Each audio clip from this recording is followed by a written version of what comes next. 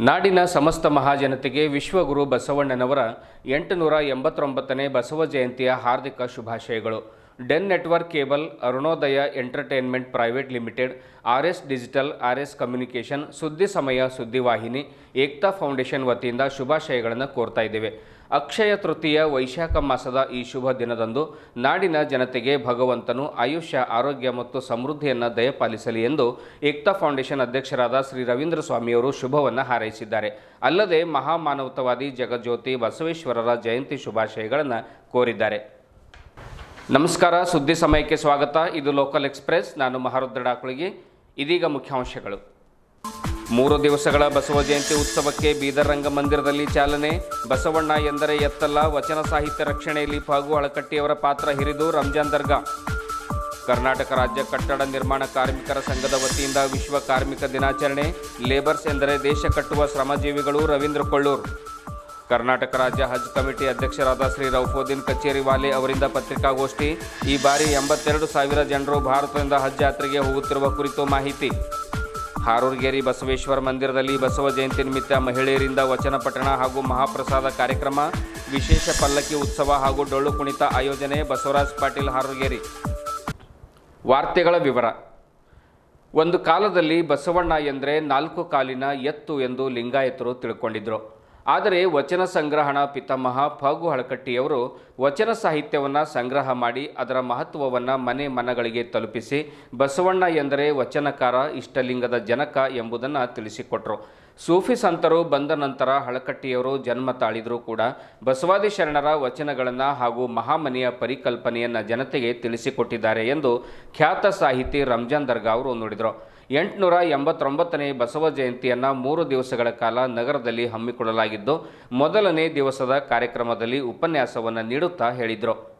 ವಿಧಾನ ಪರಿಷತ್ ಸದಸ್ಯರಾದ ಶ್ರೀ ರಘುನಾಥರಾವ್ ಮಲ್ಕಾಪುರಿಯವರು ಮಾತನಾಡುತ್ತಾ, ಬಸವ ತತ್ವ ಹಾಗೂ ವಚನಗಳು ವಿಶ್ವಕ್ಕೆ ತಲುಪಬೇಕಾದರೆ ಅನುಭವ ಮಂಟಪ ಬೇಗ ನಿರ್ಮಾಣವಾಗಬೇಕು. ತನ್ಮೂಲಕ ಮುಂದಿನ ಪೀಳಿಗೆಗೆ ಭಾವೈಕ್ಯತೆಯ ಪಾಠ ಕಲಿಸಬೇಕಾಗಿದೆ. ಇಂದು ಜಗತ್ತು ವಿಷಮ ಸ್ಥಿತಿಗೆ ಬಂದು ನಿಂತಿದೆ. ಇದನ್ನು ತಿಳಿದುಕೊಳ್ಳಬೇಕಾದರೆ ಬಸವಾದಿ ಶರಣರ ವಚನಗಳನ್ನು ಯುವ ಪೀಳಿಗೆಗೆ ತಿಳಿಸಿಕೊಡಬೇಕಾಗಿದೆ. ಈ ಸಮಾಜದಿಂದ ಜಾತಿ ಪದ್ಧತಿಯನ್ನು ಹೋಗಲಾಡಿಸಲು ನಿರಂತರ ಬಸವ ತತ್ವಾನುಯಾಯಿಗಳು ಪ್ರಯತ್ನ ಮಾಡಬೇಕಾಗಿದೆ ಎಂದು ಮಾರ್ಮಿಕವಾಗಿ ನುಡಿದರು. ಮಲ್ಲಯ್ಯನಗಿರಿಯ ಪೂಜ್ಯರಾದ ಡಾಕ್ಟರ್ ಬಸವಲಿಂಗ ಅವಧೂತರು ಮಾತನಾಡುತ್ತಾ, ಪಾಪಿಯ ಧನ ಪ್ರಾಯಶ್ಚಿತಕ್ಕಲ್ಲದೆ ಸತ್ಪಾತ್ರಕ್ಕೆ ಸಲ್ಲದಯ್ಯ, ನಾಯಿ ಹಾಲು ನಾಯಿ ಮರಿಗಲ್ಲದೆ ಪಂಚಾಮೃತಕ್ಕೆ ಸಲ್ಲದಯ್ಯ ಎನ್ನುವ ಗುರುಬಸವಣ್ಣನವರ ವಾಣಿಯನ್ನು ಎಲ್ಲರೂ ಅರ್ಥ ಮಾಡಿಕೊಂಡು ಬದುಕಬೇಕೆಂದು ಸಂದೇಶವನ್ನು ನೀಡಿದರು. ಇದೇ ವೇಳೆ ಕಾರ್ಯಕ್ರಮದಲ್ಲಿ ಇತ್ತೀಚೆಗೆ ಗೌರವ ಡಾಕ್ಟರೇಟ್ ಪದವಿ ಪಡೆದ Shrimati doctor Guramma Siddareddy, doctor Basavaraj G Patil, ಪೂಜ್ಯ ಡಾಕ್ಟರ್ ಸಿದ್ದರಾಮ ಬೆಲ್ದಾಳ ಶರಣರನ್ನು ಸನ್ಮಾನಿಸಲಾಯಿತು.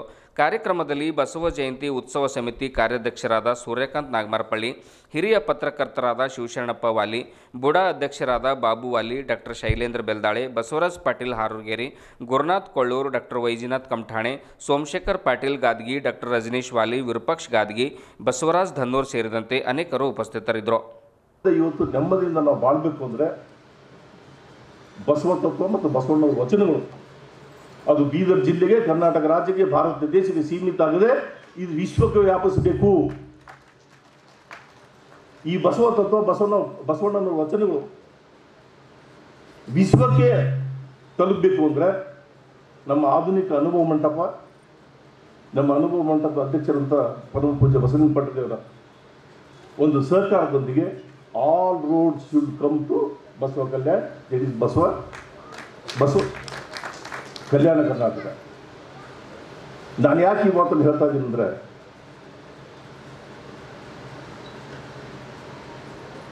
ದೇಶ ಇವತ್ತು ವಿಚಿತ್ರವಂತ ಒಂದು ಸಂದರ್ಭದಲ್ಲಿದೆ. ನಾವೆಲ್ಲರೂ ಸಹೋದರ ಮಾನವವನ್ನು ಬೆಳಿಬೇಕು. ಜಗಜ್ಯೋತಿ ಬಸವಣ್ಣ ಹೇಳಿದ 2 ತತ್ವಗಳು ಇವತ್ತಿನ ದಿನಕ್ಕೆ ಬಹಳ ಪ್ರಸ್ತುತ ಅಂತ ನಾನು ಭಾವಿಸಿದ್ದೀನಿ.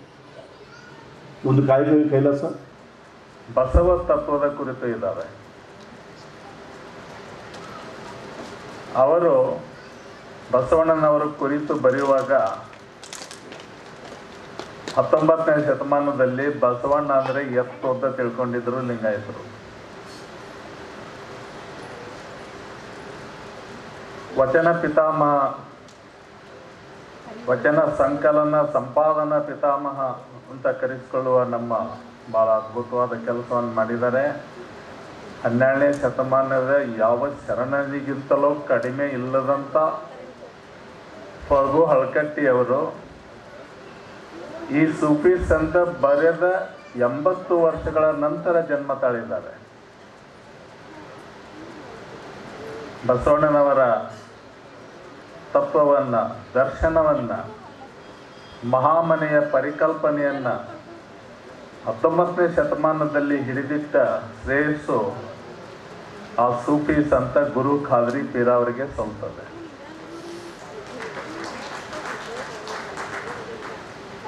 ಆಮೇಲೆ 100 ವರ್ಷಗಳ ಹಿಂದೆ ಎರಡು ಕೈ ಹೊರಗಿಟ್ಟು ಸಾಯ್ತು.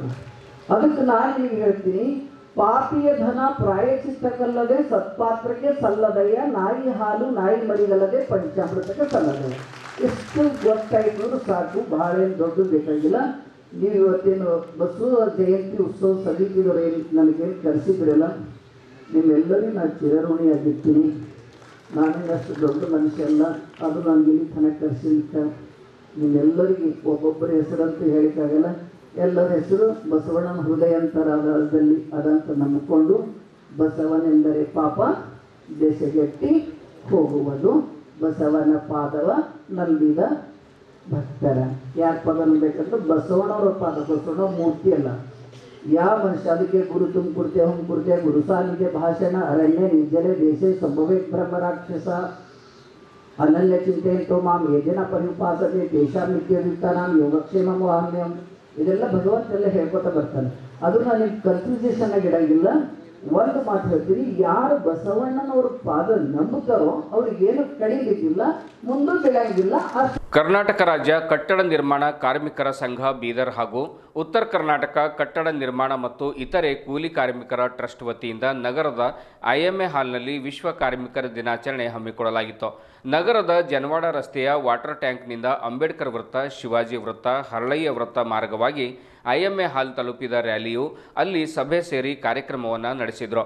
ಪ್ರತಿ ವರ್ಷ ಮೇ 1ರಂದು ಆಚರಿಸಲ್ಪಡುವ ವಿಶ್ವ ಕಾರ್ಮಿಕರ ದಿನಾಚರಣೆಯನ್ನು ಅರ್ಥಪೂರ್ಣವಾಗಿ ಆಚರಣೆ ಮಾಡಿದರು.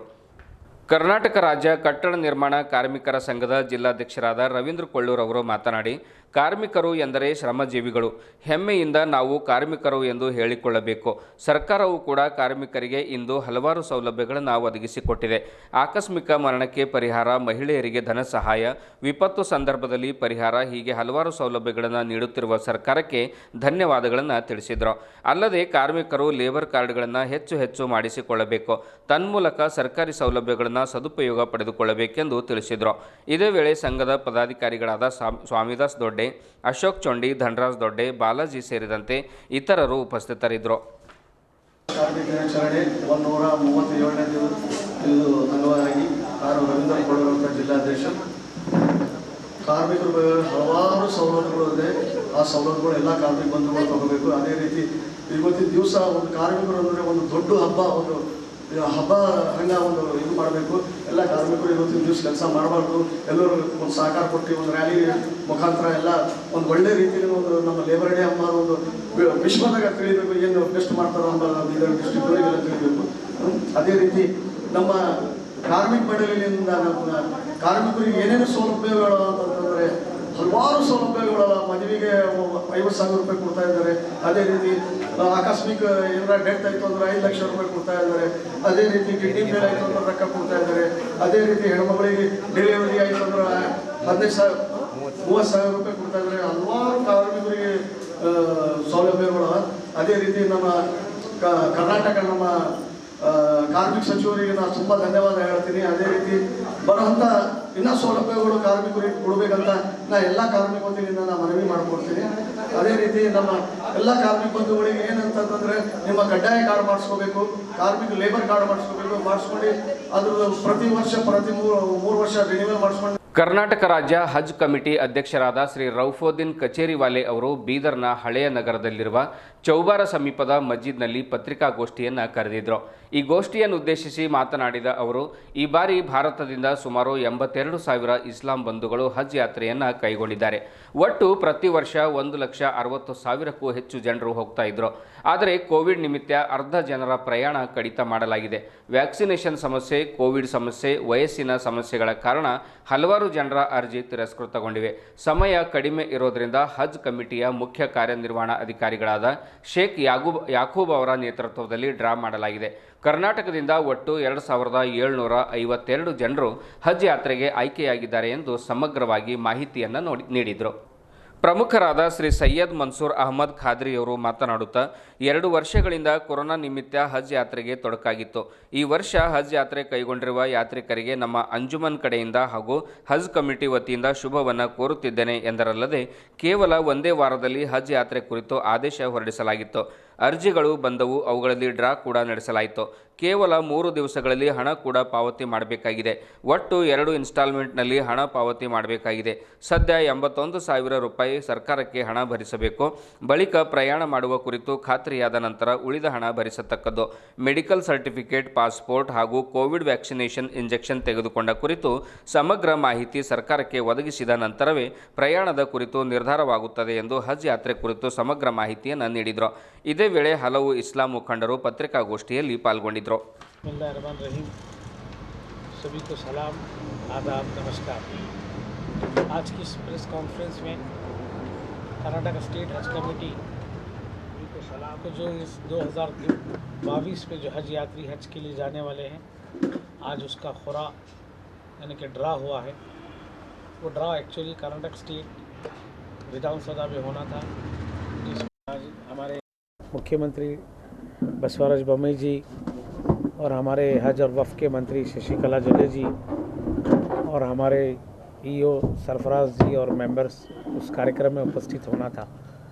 लेकिन इस कोविड की महामारी से सऊदी गवर्नमेंट ने लेट करके हमें इंडिया गवर्नमेंट को टारगेट दिया और उसके साथ साथ उन्होंने इंडिया के लिए भी 1 महीना लेट करके उन्होंने इस हज को जाने वाले यात्री का उन्होंने कोटा दिया है।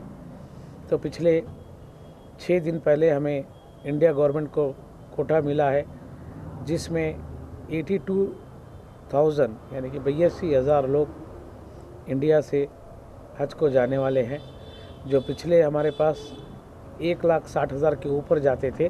लेकिन इस कोविड की महामारी से 50% से 40% लेस किया गया है।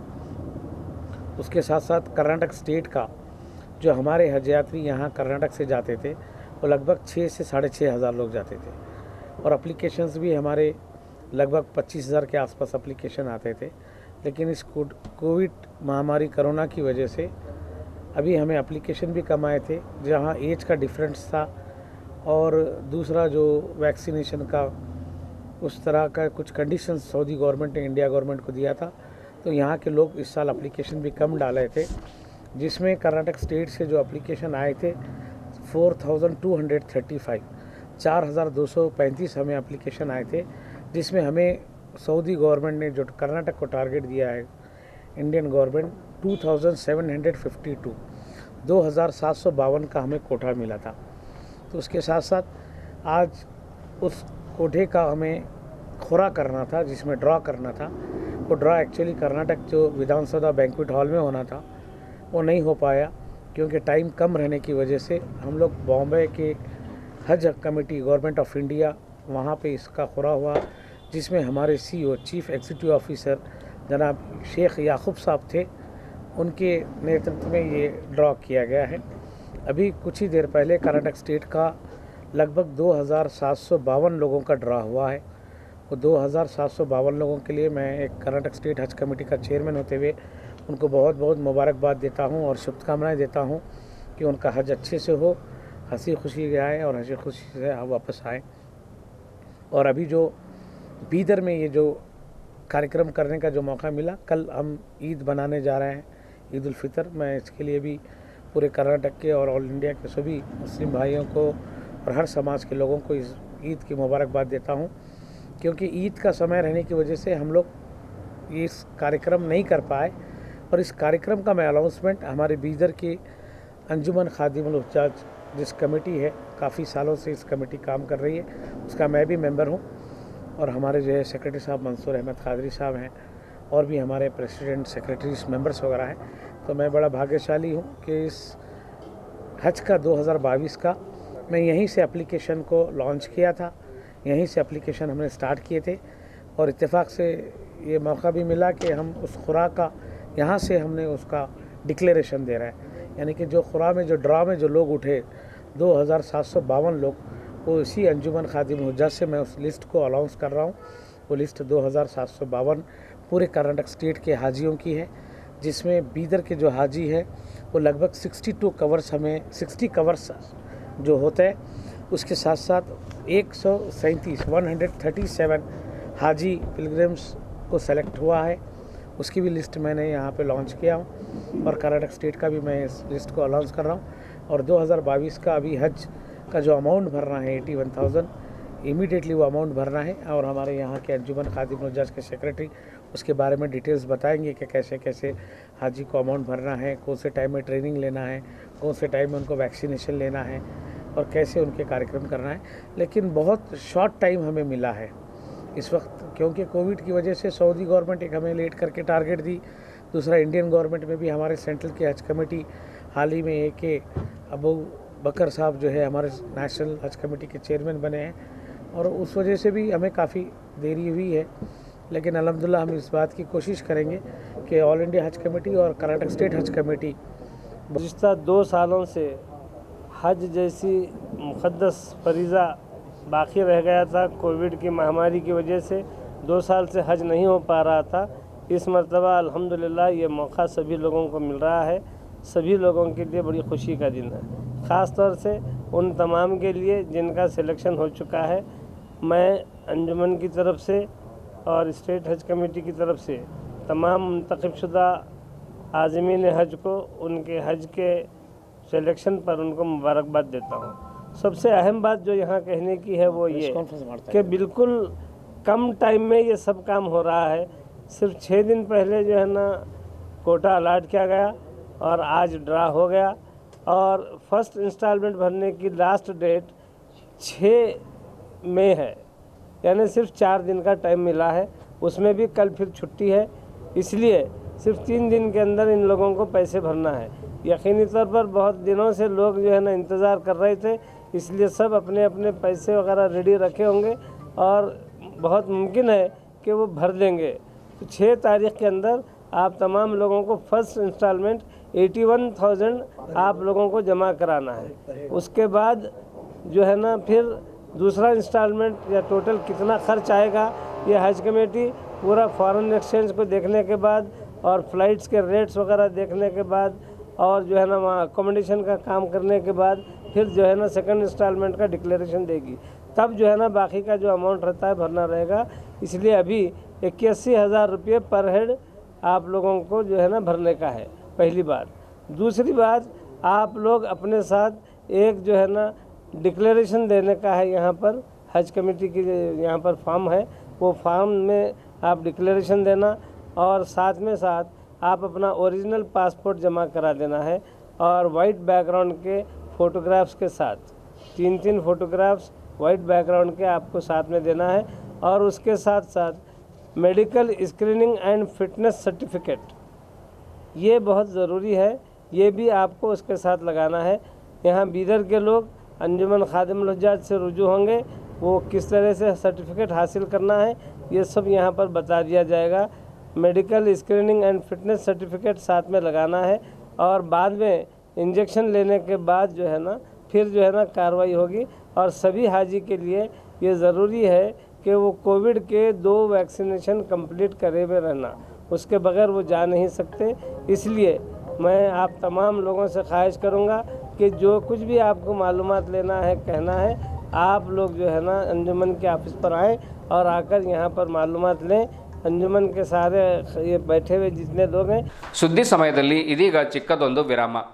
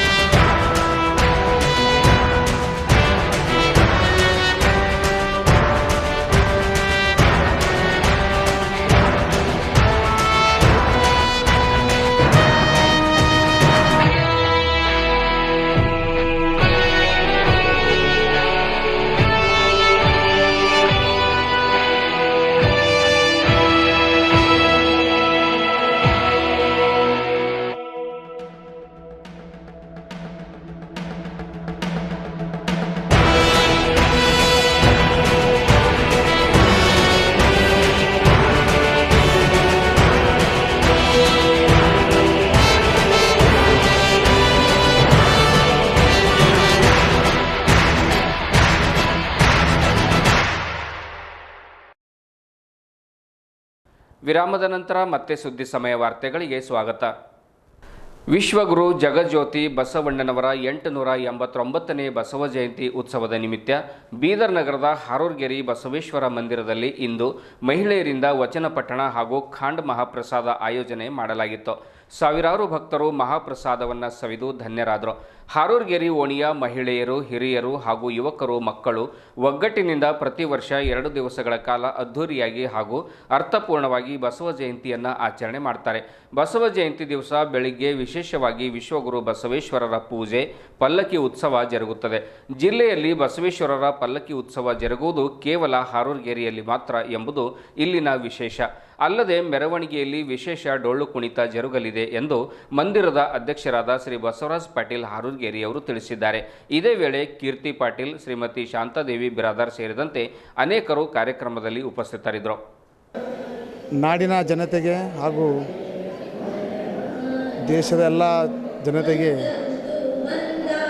889ನೇ ಬಸವ ಜಯಂತಿಯ ಆರ್ಥಿಕ ಶುಭಾಶಯಗಳನ್ನು ಕೋರುತ್ತಾ, ಇಂದು ನಮ್ಮ ಹಾರೂರ್ಗೆರೆ ಓಣಿಯಲ್ಲಿ ಪ್ರತಿ ವರ್ಷದಂತೆ ಈ ವರ್ಷವೂ ಕೂಡ 889ನೇ ಬಸವ ಜಯಂತಿ ಉತ್ಸವವನ್ನು ಅತಿ ವಿಜೃಂಭಣೆಯಿಂದ ನಾವು ಆಚರಿಸ್ತಾ ಇದ್ದೇವೆ.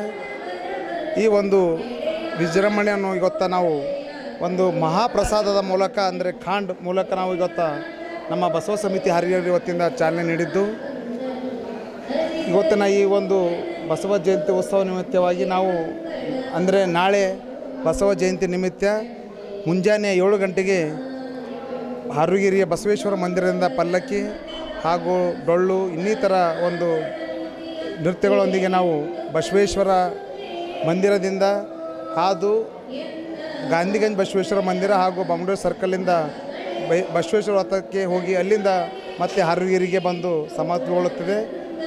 ಅದೇ ರೀತಿ ವಿಶೇಷ ಏನಂದರೆ, ಈ ವರ್ಷ ಬಸವ ಜಯಂತಿ ಉತ್ಸವ ಬೀದರ್ ವತಿಯಿಂದ ಏನು ಹಮ್ಮಿಕೊಂಡಿದ್ದ ಕಾರ್ಯಕ್ರಮಕ್ಕೆ ನಮ್ಮ ಹಾರೂರ್ಗೆರೆಯ ಬಸವ ಸಮಿತಿ ವತಿಯಿಂದ ಕೂಡ ನಾವು ನಾಳೆ ಸಾಯಂಕಾಲದ 5 ಗಂಟೆಗೆ ಬಸವ ಸಮಿತಿ ಹಾರೂರ್ಗೆರೆ ವತಿಯಿಂದ ನಾವು ಅತಿ ವಿಜೃಂಭಣೆಯಿಂದ ಒಂದು ಮೆರವಣಿಗೆ ಆ ಒಂದು ಬಸವ ಜಯಂತಿ ಉತ್ಸವ ಸಮಿತಿಯಲ್ಲಿ ಕೂಡ ಪಾಲ್ಗೊಳ್ಳಲಿದ್ದೇವೆ. ಈ ಒಂದು ಕಾರ್ಯಕ್ರಮಕ್ಕೆ ತಾವುಗಳು ಎಲ್ಲರೂ ಈ ಒಂದು ಓಣೆಯಿಂದ ನಾವು ಬಸವ ಸಮಿತಿ ಹಾರೂರ್ಗೆರೆ ವತಿಯಿಂದ ಎಲ್ಲ ಅಧ್ಯಕ್ಷರು, ಪದಾಧಿಕಾರಿಗಳ, ಉಪಾಧ್ಯಕ್ಷರು, ಪದಾಧಿಕಾರಿಗಳು ಎಲ್ಲರೂ ಸೇರಿಕೊಂಡೆ ಎಲ್ಲರೂ ಈ ಒಂದು ಕಾರ್ಯಕ್ರಮಕ್ಕೆ ಹೆಚ್ಚಿನ ಸಂಖ್ಯೆಯಲ್ಲಿ ತಾವು ಬರಬೇಕಂತ ನಮ್ಮ ಬಸವ ಸಮಿತಿ ಹಾರೂರ್ಗೆರೆಯಿಂದ ವಿನಂತಿಸಿಕೊಳ್ಳುತ್ತೇವೆ. ನಮ್ಮ ಬಸವ ಧರ್ಮಕ್ಕೆ ಬಹಳ ಬೆಲೆ ಇದೆ, ಮಾನವೀಯತೆ ಗುಣ ಉಳ್ಳಕ್ಕಂಥ ಬಸವ ಧರ್ಮ ಇದೆ. ಈ ಬಸವ ಧರ್ಮದಲ್ಲಿ ನಮ್ಮ ಕಷ್ಟಗಳನ್ನು ಹಿಂದೆ ಹಾಕಿ ಮುಂದೆ ತರ್ತಕ್ಕಂಥ, ಬದುಸ್ತಕ್ಕಂಥ ಒಂದು ಧರ್ಮ ಈ ಬಸವ ಧರ್ಮ ಆಗಿದೆ. ಅದಕ್ಕೋಸ್ಕರ ಇದೊಂದು ಬಹಳ ಬೆಲೆ ಉಳ್ಳ, ಬಹಳ ಅರ್ಥಪೂರ್ಣ ಉಳ್ಳಂತಕ್ಕಂಥ ಬಸವ ಧರ್ಮ ಇದೆ. ಇದನ್ನು ನಾವು ಇಂದಿನ ಒಂದು ನಮ್ಮ ಹಾರೂರ್ಗೆರೆ ಮಂದಿರದಲ್ಲಿ 100 ವರ್ಷಗಳಿಂದ ವೈಭವಪೂರ್ಣದಿಂದ ಆಚರಣೆ ಮಾಡ್ಕೋತಾ ಬಂದೀವಿ. ಇದರಲ್ಲಿ ಯಾಕೆ ಆಚರಣೆ ಮಾಡಬೇಕಂದ್ರೆ, ಈ ಬಸವ ಧರ್ಮ ನಮ್ಮ ಲಂಡನ್ನಲ್ಲಿ ಸುದ್ದ ಈ ಬಸವ ಧರ್ಮವನ್ನು ಆಚರಣೆ ಮಾಡ್ತಾ ಇದ್ದಾರೆ. ಯಾಕೆಂದರೆ ಇದರಲ್ಲಿ ಜಾತ್ಯತೀತ ಧರ್ಮ ಇದೆ, ಮತ್ತು ಇದರಲ್ಲಿ ಜೀವನವನ್ನು ಹೆಂಗೆ ರೂಪಣೆ ಆಗಬೇಕು, ಜೀವನ ಎಷ್ಟು ಎತ್ತರ ಮಟ್ಟಕ್ಕೆ ಇಟ್ಕೋಬೇಕು ಎಂಬುದು ಇದರಲ್ಲಿ ಹೇಳ್ತಾ ಇದೆ ಈ ವಚನ ಸಾಹಿತ್ಯದಲ್ಲಿ. ಅದಕ್ಕೋಸ್ಕರ ಈ ವಚನ ಸಾಹಿತ್ಯ ಭಾಳ ಬೆಲೆ ಉಳ್ಳಕ್ಕಂಥದ್ದು. ಹೇಳಿ ಇಂಥ ಒಂದು ಹಾರೂರ್ಗೆರೆಯಲ್ಲಿ ಇಲ್ಲಿ ಖಾಂಡ್ ಮಾಡ್ತೀವಿ, ಮತ್ತು ಪಲ್ಲಕ್ಕಿ ಉತ್ಸವ ಮಾಡ್ತೀವಿ, ಮತ್ತು ವಚನ ಪಠಣ ಮಾಡ್ತೀವಿ, ಪಲ್ಲಕ್ಕಿ ಉತ್ಸವ ಮಾಡ್ತೀವಿ, ಅದ್ಧೂರಿಯಾಗಿ ಆಚರಣೆ ಮಾಡ್ತೀವಿ. ವಚನ ಪಲ್ಲಕ್ಕಿ ಮಾಡ್ತೀವಿ, ಅದ್ಧೂರಿಯಾಗಿ ಆಚರಣೆ ಮಾಡ್ತೀವಿ. ಇದಕ್ಕೊಂದು ಇತಿಹಾಸ ಇದೆ ನಮ್ಮ ಹಾರೂರ್ಗೆರೆ ಬಸವ ಮಂದಿರಕ್ಕೆ. ಕೊನೆಯಲ್ಲಿ ಮತ್ತೊಮ್ಮೆ ಮುಖ್ಯಾಂಶಗಳು. 3 ದಿವಸಗಳ ಬಸವ ಜಯಂತಿ ಉತ್ಸವಕ್ಕೆ ಬೀದರ್ ರಂಗಮಂದಿರದಲ್ಲಿ ಚಾಲನೆ. ಬಸವಣ್ಣ ಎಂದರೆ ಎತ್ತಲ್ಲ, ವಚನ ಸಾಹಿತ್ಯ ರಕ್ಷಣೆಯಲ್ಲಿ ಫಗು ಹಳಕಟ್ಟಿಯವರ ಪಾತ್ರ ಹಿರಿದು ರಂಜಾನ್ ದರ್ಗಾ. ಕರ್ನಾಟಕ ರಾಜ್ಯ ಕಟ್ಟಡ ನಿರ್ಮಾಣ ಕಾರ್ಮಿಕರ ಸಂಘದ ವತಿಯಿಂದ ವಿಶ್ವ ಕಾರ್ಮಿಕ ದಿನಾಚರಣೆ. ಲೇಬರ್ಸ್ ಎಂದರೆ ದೇಶ ಕಟ್ಟುವ ಶ್ರಮಜೀವಿಗಳು. ರವೀಂದ್ರ ಕೊಳ್ಳೂರ್. ಕರ್ನಾಟಕ ರಾಜ್ಯ ಹಜ್ ಕಮಿಟಿ ಅಧ್ಯಕ್ಷರಾದ ಶ್ರೀ ರೌಫುದ್ದೀನ್ ಕಚೇರಿವಾಲೆ ಅವರಿಂದ ಪತ್ರಿಕಾಗೋಷ್ಠಿ. ಈ ಬಾರಿ 82,000 ಜನರು ಭಾರತದಿಂದ ಹಜ್ ಯಾತ್ರೆಗೆ ಹೋಗುತ್ತಿರುವ ಕುರಿತು ಮಾಹಿತಿ. ಹಾರೂರ್ಗೆರೆ ಬಸವೇಶ್ವರ ಮಂದಿರದಲ್ಲಿ ಬಸವ ಜಯಂತಿ ನಿಮಿತ್ತ ಮಹಿಳೆಯರಿಂದ ವಚನ ಪಠಣ ಹಾಗೂ ಮಹಾಪ್ರಸಾದ ಕಾರ್ಯಕ್ರಮ. ವಿಶೇಷ ಪಲ್ಲಕ್ಕಿ ಉತ್ಸವ ಹಾಗೂ ಡೊಳ್ಳು ಕುಣಿತ ಆಯೋಜನೆ. ಬಸವರಾಜ್ ಪಾಟೀಲ್ ಹಾರೂರ್ಗೆರೆ. ಇದುವರೆಗೂ ಸುದ್ದಿ ಕೊಟ್ಟಿರುವ ನಾನು ಮಹಾರುದ್ರ ಡಾಕುಳಿಗೆ ಮತ್ತೆ ಮುಂದಿನ ವಾರ್ತೆಗಳೊಂದಿಗೆ ಭೇಟಿಯಾಗೋಣ. ವಂದನೆಗಳು.